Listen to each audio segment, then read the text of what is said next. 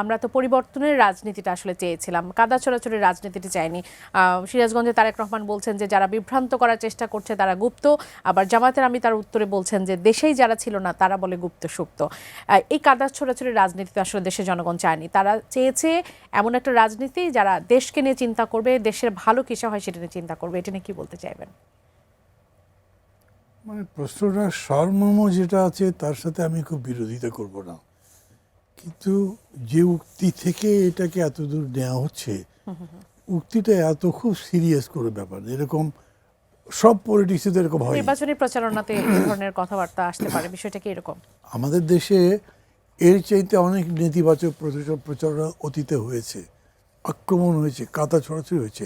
এগুলো ঠিক কাদা ছড়াছড়িও বলা যায় না, এগুলো একটা ইঙ্গিত করা হয়েছে যে আপনি এই পরিস্থিতিতে ছিলেন, এই মন্তব্য আপনার মুখে সাজে না। উনিও তার পাল্টা দিয়েছেন।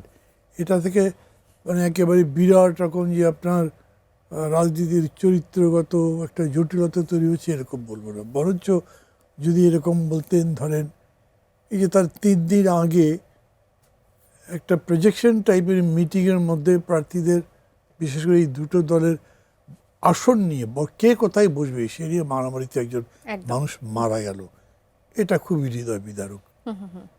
ধরেন আমার এলাকাতে হয়েছে যে না, আমার সংগঠনে বা আমার পক্ষের যারা নারী ক্যাম্পেইনার আছেন তাদেরকে পরপর 2 দিন রাস্তার মধ্যে হেনস্থা করা হয়েছে।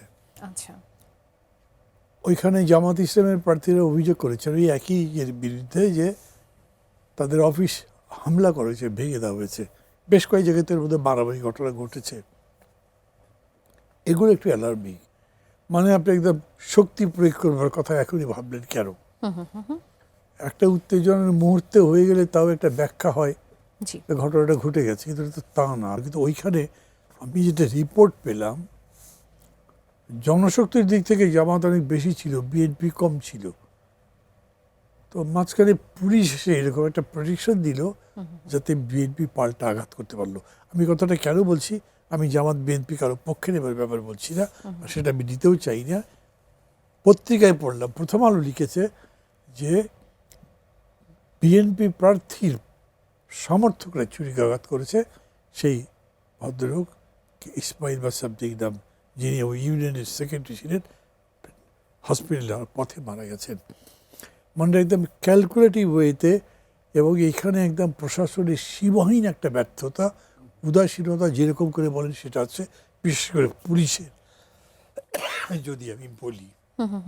তো এই রকম ঘটনার কারণে আমি মনে করি উদ্বিগ্ন হবার কারণ আছে।